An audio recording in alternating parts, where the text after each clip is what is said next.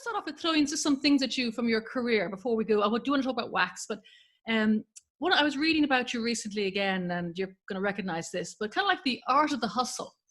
You kind of grew up with no money, but plenty of entrepreneurial zeal. So True. discuss.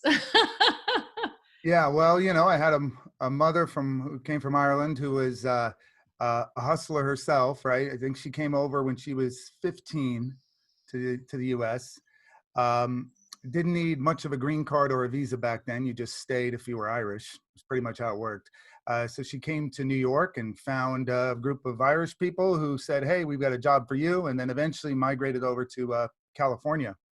And yeah, she had been married and had kids, and then my dad disappeared one day, so she was forced to figure out how to make a living. And someone who didn't have much education and wasn't in the U.S. legally, that wasn't so easy to do.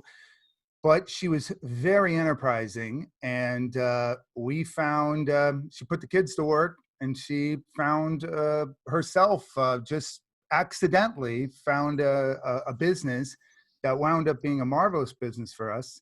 And that was non-emergency medical transportation, because she had taken somebody who lived near us to a dialysis center. And the woman had given my mom $20, a lot of money back then. And she was like, "No, I can't take that." And she's like, no, this, the government pays for me to get transported. And, they didn't show up, so you had to take me.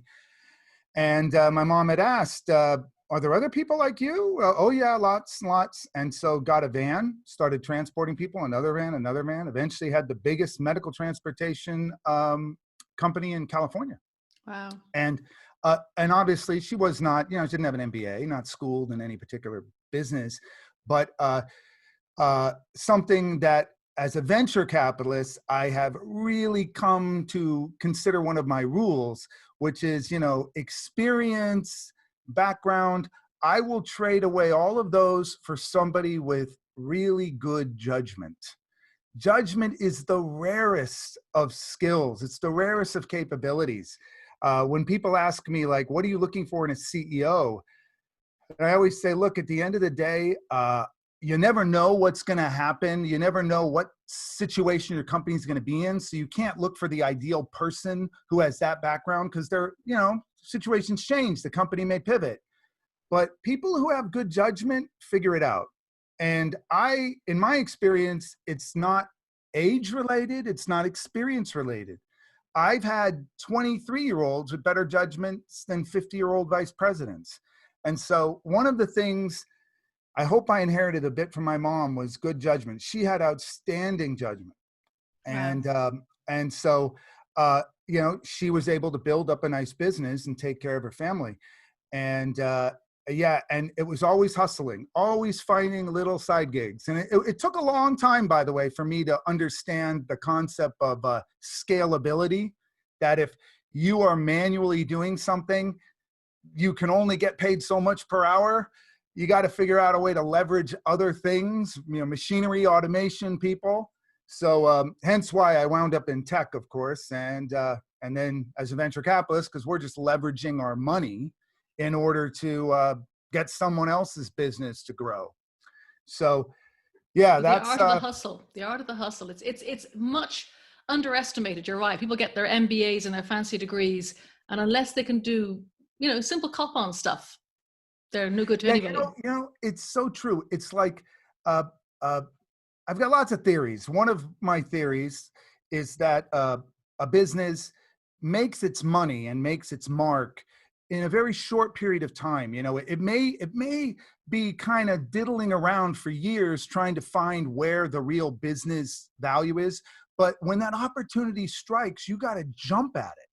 And I've just seen so many times people just kind of dither away when it's like, hey, wait a minute, what about that thing, over there?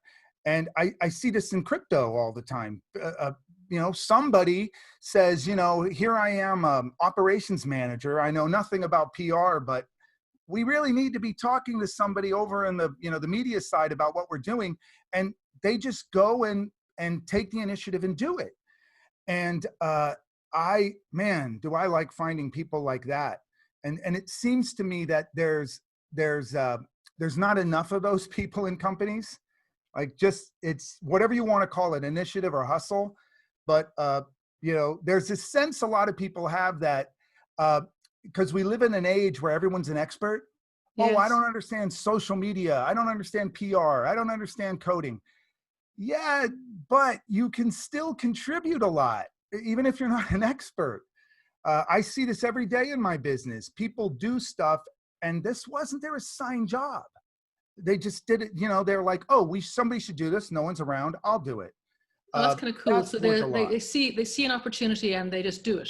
It's just obviously with blessing, whatever. They're not going to go be crazy, but yeah, that makes sense, doesn't it? Because rather than this is the path we're on. Oh, guess what? The path doesn't exist anymore in coronavirus times. Totally.